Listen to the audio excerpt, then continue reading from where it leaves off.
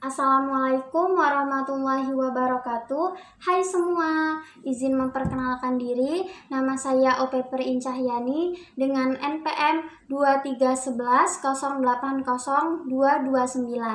Saya dari jurusan Bimbingan dan Konseling Pendidikan Islam, Tarbiyah dan Keguruan.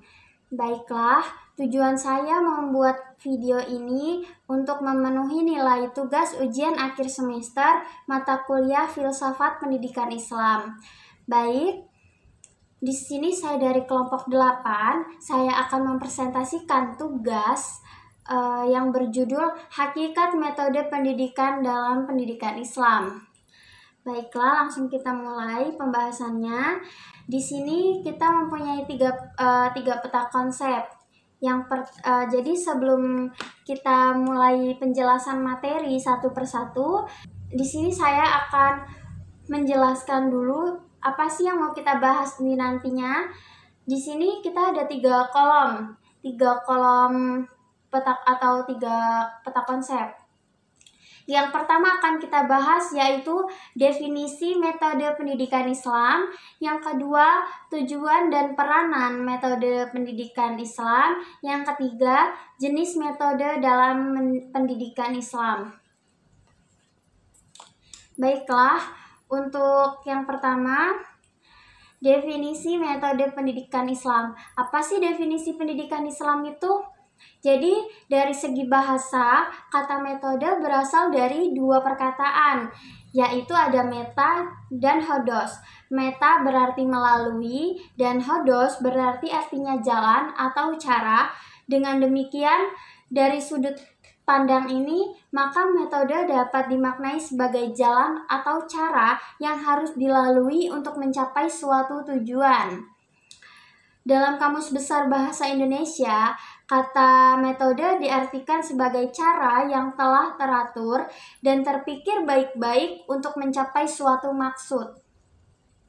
Maka dalam hal ini dapat disimpulkan bahwa metode pendidikan Islam itu adalah jalan atau cara yang teratur dan terpikir baik yang harus dilalui untuk mencapai tujuan pendidikan Islam. Selanjutnya, menurut Ar-Rasyidin, dalam buku filsafahnya, Pendidikan Islam, bahwa dalam Al-Quran terdapat beberapa tema yang sering dimaknai dengan metode. Di antaranya ada 3 nih teman-teman. Yang pertama itu ada thariqah, yang kedua manhaj, dan ketiga wasilah. Kata thariqah setidaknya diulang sebanyak 9 kali. Kata ini selalu muncul dalam arti jalan. Dalam beberapa konteks, yang pertama konteks objek yang dituju, seperti yang terdapat dalam Quran Surat An-Nisa ayat 169. Dalam ayat ini, Allah Subhanahu wa Ta'ala tidak akan menunjuki jalan orang-orang kafir yang melakukan kezaliman, kecuali jalan ke neraka jahanam. Baik, selanjutnya tafsir mendefinisikan sebagai suatu cara yang paling tepat dan cepat dalam mengajarkan mata pelajaran. Nata menyebutkan bahwa metode Tarbiyatul Islamiyah adalah sarana yang menyampaikan seseorang kepada tujuan penciptaannya sebagai khalifah di muka bumi dengan melaksanakan pendekatan di mana manusia ditempatkan sebagai makhluk yang memiliki profesional rohaniyah dan jasmaniyah. Yang keduanya dapat digunakan sebagai saluran penyampaian materi pembelajaran. Di sini Rasyidin mengemukakan bahwa metode pendidikan Islam itu adalah metode pendidikan yang mengakomodir kedirian manusia dan cara sampainya ilmu ke dalam diri mereka. Muhammad Al-Taumi Al-Syaibani mengemukakan segala kegiatan yang terarah yang dikerjakan oleh guru dalam rangka kemestian mata pelajaran yang diajarkannya. Ciri-cirinya apa sih? ciri-ciri perkembangan murid-muridnya, dan suasana alam sekitarnya, dan tujuan menolong murid-muridnya untuk mencapai proses belajar yang diinginkan dan perubahan yang dikehendaki pada tingkah laku mereka. Baiklah, selanjutnya kita akan membahas materi yang kedua, yaitu tujuan dan peranan metode pendidikan Islam.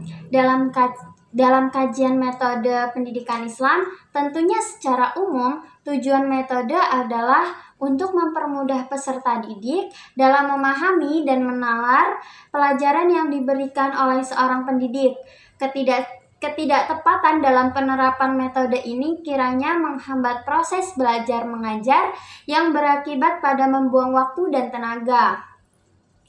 Dan keberhasilan guru dalam mengajar salah satunya dapat dinilai dari metode yang diterapkannya. Nah, teman-teman, di sini kita ada 7 metode nih. Apa aja sih jenisnya? Yuk kita bahas. Oke teman-teman, langsung kita bahas ya. Yang pertama ada metode kisah-kisah, dan yang kedua ada metode teladan, yang ketiga metode pembiasaan, dan yang keempat itu metode nasihat, yang kelima metode ceramah atau khutbah, yang keenam ada metode hukum dan ganjaran, yang ketujuh ada metode diskusi. Baik.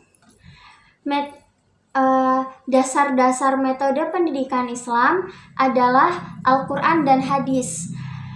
Pada dasarnya, bila ditelaah secara cermat, dalam Al-Quran dan hadis banyak dijumpai metode yang bisa digunakan dalam membelajarkan peserta didik mencapai tujuan pendidikan Islami.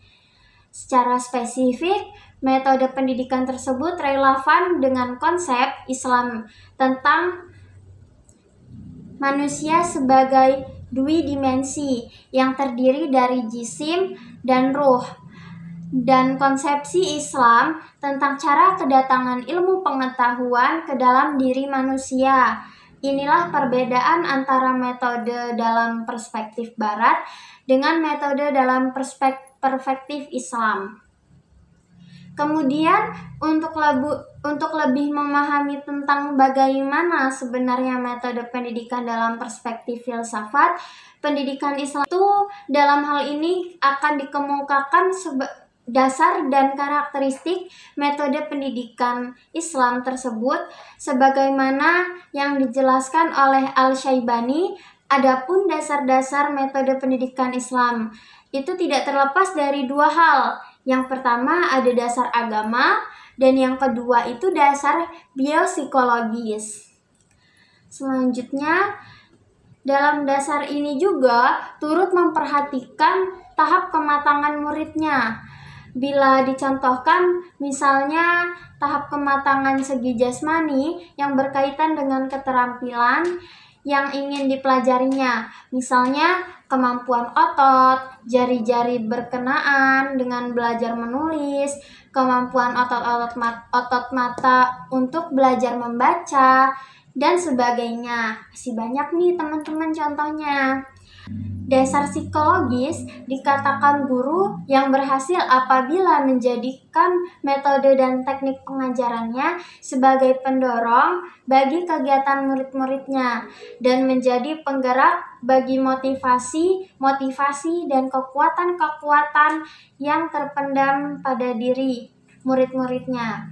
Keseimbangan antara teori praktik menekankan nilai-nilai keteladanan, menekankan kebebasan, berkreasi, dan mengambil prakarsa, mengedepankan dialog kreatif, mempermudah pembelajaran.